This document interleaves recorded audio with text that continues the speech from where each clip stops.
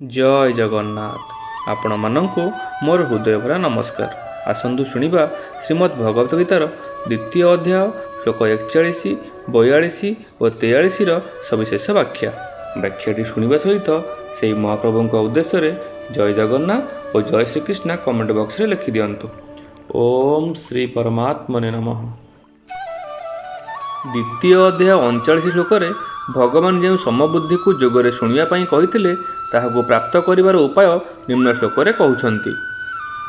व्यवसायात्मिका बुद्धि एकेह कुरु नंदन बहुशाखाह्यनन्ताश्च बुद्धयो व्यवसायिनाम। यार अर्थ, हे कुरुनंदन, यही समबुद्धि प्राप्ति विषय रे व्यवसायात्मिका अर्थात निश्चयात्मिका बुद्धि एक ही होइथाय। अव्यवसायी मनुष्यंकर बुद्धि गुड़िक अनंत और बहुशाखा विशिष्ट होता है। जो समता प्राप्त करने कर्मयोगी साधकों ध्येय व लक्ष्य से समता परमात्मा स्वरूप। अंतकरण समता से परमात्मा स्वरूप समता प्राप्तिर साधन। अंतकरण समतार संसार अनुराग प्रतिबंधक। से अनुराग दूर करने अथवा परमात्मा तत्व प्राप्त करने जो एक निश्चय व दृढ़ निर्णय हुए तार नाम व्यवसायात्मिका बुद्धि। व्यवसायात्मिका बुद्धि एक हबार कारण कौन? कारण इथिरे सांसारिक वस्तु पदार्थ इत्यादि कामनार त्याग हुए। धन कामनार त्याग हेउ बा मान सम्मान कामनार त्याग हेउछि एक, किंतु ग्रहण करिया पई अनेक जिनिस रहिछि। कारण गोटिए गोटिए जिनिस भिन्न भिन्न प्रकारर होइथाय। केवल मिष्टान ही अनेक आकार प्रकारर होइथाय। तेणु एगुड़िकर कामना मध्य अनेक और अनंत। गीतारे कर्मयोग और भक्तियोग प्रसंग में व्यवसायात्मिका बुद्धिर वर्णना रही, किंतु ज्ञानयोग प्रसंग में व्यवसायात्मिका बुद्धिर वर्णना नहीं। यार कारण है ज्ञानयोग प्रथमे स्वरूपबोध हुए एवं परिणाम बुद्धि स्वतः एक निश्चयात्मिका हो जाए। मात्र कर्मयोग तथा भक्तियोग प्रथमे बुद्धि एक निश्चयात्मिका हुए और परे स्वरूपबोध हुए। सुतरां ज्ञानयोग ज्ञान ही मुख्य एवं कर्मयोग और भक्तियोग एक निश्चय ही मुख्य। जहाँ भीतर सकाम भाव रही थाए एवं जीए भोग और संग्रह आसक्त से माने अव्यवसायी। कामना सकाशे ही मनुष्यंकर बुद्धि अनंत हुए एवं से बुद्धि गुड़िक अनंत शाखा विशिष्ट होता है। अर्थात गोटिए गोटिए बुद्धि मध्य अनंत शाखा थाए। जेपरि पुत्र प्राप्ति करवा है गोटिए बुद्धि एवं पुत्र प्राप्ति पाई क्यों औषध सेवन करी, क्यों मंत्र जप करी, क्यों अनुष्ठान करी, क्यों सन्थकोठार आशीर्वाद नेबी इत्यादि उपाय गुड़िक होउछि से बुद्धिर अनंत शाखा। सेहीपरि धन प्राप्ति करवा है गोटिए बुद्धि एवं धन प्राप्ति पाई वाणिज्य करी, चाकरी करी, डकायती करी, प्रतारणा करी, ठकामी करी इत्यादि उपाय गुड़िक है से बुद्धिर अनंत शाखा। एभली मनुष्यंक बुद्धि रे परमात्मा प्राप्तिर निश्चय हुए नहीं। वास्तविक उद्देश्य होछि एक। जे पर्यंत मनुष्यर उद्देश्य एक होई नहीं से पर्यंत ताहार उद्देश्य अनंत होइथाय एवं प्रत्येक उद्देश्यर अनेक शाखा रही थाए। ताहार कामना अनंत होइथाय एवं प्रत्येक कामना पूर्ति पाई उपाय मध्य अनेक होइथाय। अव्यवसायी मनुष्यंकर बुद्धि अनंत हुए काहींकि? यार कारण एबे 3 श्लोक रे भगवान कहउछन्ति।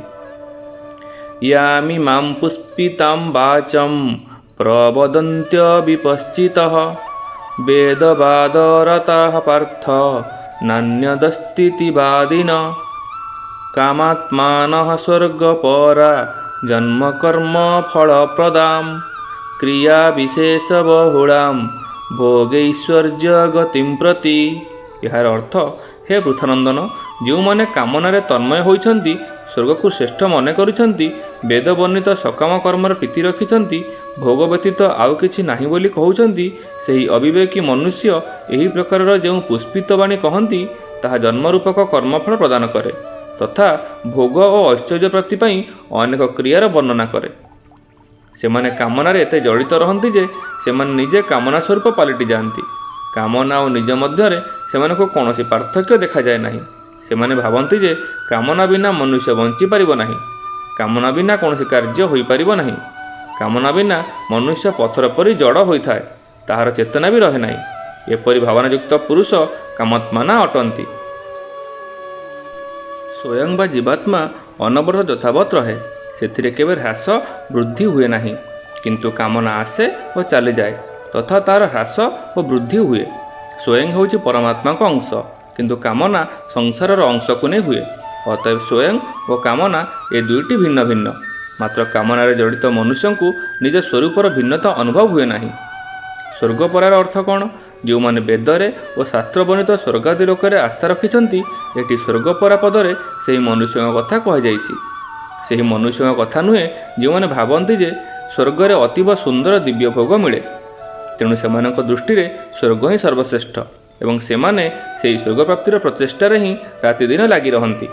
ସେମାନେ ବେଦ ବର୍ଣ୍ଣିତ ସକାମ କର୍ମରେ ପ୍ରୀତି ରଖନ୍ତି ଯେ ବେଦର ତାତ୍ପର୍ଯ୍ୟ କେବଳ ଭୋଗ ଓ ସ୍ୱର୍ଗପ୍ରାପ୍ତି ବୋଲି ସେମାନେ ମାନନ୍ତି। ସେମାନଙ୍କ ଧାରଣାରେ ପାର୍ଥିବ ଓ ସ୍ୱର୍ଗୀୟ ଭୋଗ ବ୍ୟତୀତ ଆଉ କିଛି ନାହିଁ, ଅର୍ଥାତ୍ ସେମାନଙ୍କ ଦୃଷ୍ଟିରେ ଭୋଗ ବ୍ୟତୀତ ପରମାତ୍ମା, ତତ୍ତ୍ୱଜ୍ଞାନ, ମୁକ୍ତି, ଭଗବତ ପ୍ରେମ ପ୍ରଭୃତି କିଛି ନାହିଁ। ତେଣୁ ସେମାନେ ସର୍ବଦା ଭୋଗରେ ଜଡ଼ିତ ରହନ୍ତି। ଭୋଗ ଉପଭୋଗ କରିବା ସେମାନଙ୍କର ମୁଖ୍ୟ ଲକ୍ଷ୍ୟ। ଯେଉଁମାନଙ୍କଠାରେ ସତ୍ୟ ଅସତ୍ୟ, ନିତ୍ୟ ଅନିତ୍ୟ, ଅବିନାଶୀ ବିନାଶୀର ବିବେକ ନାହିଁ, ସେହି ଅବିବେକୀ ମନୁଷ୍ୟ ସଂସାର ଓ ଭୋଗର ବର୍ଣ୍ଣନା ଥିବା ଶୋଭାଯୁକ୍ତ ବେଦବାଣୀ କହନ୍ତି। ଏଠାରେ ପୁଷ୍ପିତାମ କହିବାର ତାତ୍ପର୍ଯ୍ୟ ହେଉଛି ଯେଉଁ ବାଣୀରେ ଭୋଗ ଓ ଐଶ୍ୱର୍ଯ୍ୟର ବର୍ଣ୍ଣନା ରହିଛି ତାହା କେବଳ ଫୁଲ ଓ ପତ୍ର, ଫଳ ନୁହେଁ। ସେହି ବାଣୀ ସ୍ଥାୟୀ ଫଳ ପ୍ରଦାୟକ ନୁହେଁ। ସେହି ବାଣୀର ଫଳ ସ୍ୱର୍ଗାଦି ଭୋଗ, ଯାହାକୁ କେବଳ ଦେଖିବାକୁ ସୁନ୍ଦର, ସେଥିରେ ସ୍ଥାୟିତ୍ୱ ନାହିଁ। ସେହି ପୁଷ୍ପିତ ବାଣୀ ଜନ୍ମରୂପକ କର୍ମଫଳ ପ୍ରଦାନ କରେ, କାରଣ ସେଥିରେ ପାର୍ଥିବ ଭୋଗକୁ ମହତ୍ତ୍ୱ ଦିଆଯାଇଛି। ସେହି ଭୋଗ ପ୍ରତି ଆସକ୍ତି ହିଁ ପୁନର୍ଜନ୍ମର କାରଣ।